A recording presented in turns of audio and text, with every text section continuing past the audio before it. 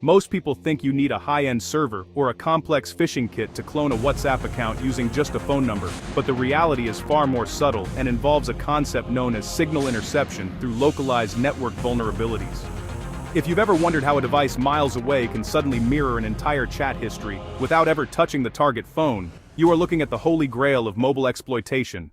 To understand how this works, you have to look past the app itself and into the way SS7 protocols interact with modern cellular towers. This isn't just about an app, it's about the very airwaves your data travels on. Before we dive into the technical architecture of this number-only method, a serious note. This video is for educational purposes only. We do not advise or encourage anyone to use the information in this video to infiltrate someone's privacy or violate any terms of service. Our goal is to highlight security flaws so you can better protect your own data. If you are currently facing a security breach or need the professional services of an ethical hacker, you can find links to contact certified experts in account recoveries, accurate stolen money recovery, and remote monitoring of your kids' devices for safety in the pinned comments and video description. These resources are vetted for those who need immediate technical assistance with their accounts. Now, why is it that some people seem to gain access instantly while others fail? It comes down to the handshake.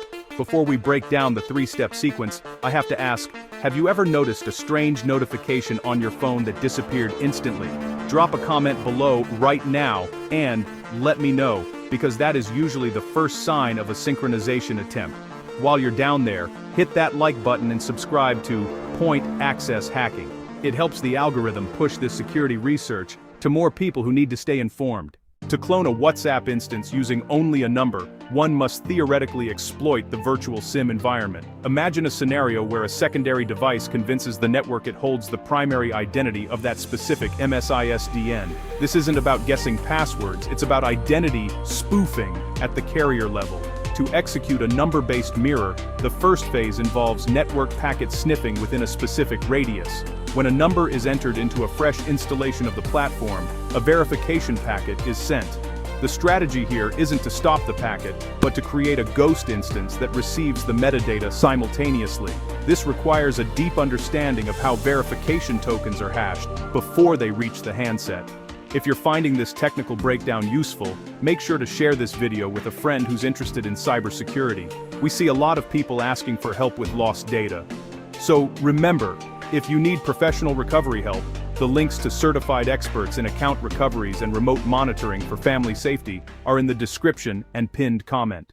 The second phase of the number-only strategy is the buffer overflow redirect. By flooding the target number with micro pings, a window of approximately 3 seconds is created where the primary device's firewall is occupied.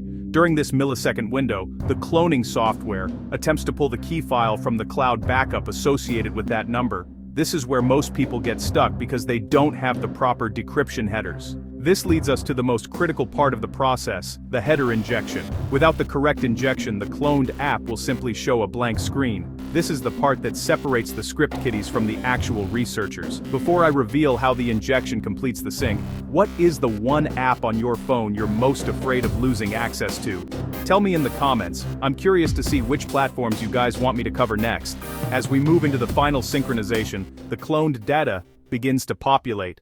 However, the connection is fragile. To maintain the point access, the software must cycle through rotating proxies to prevent the main servers from flagging the dual login. This is a constant game of cat and mouse between the platform's security team and the cloning scripts.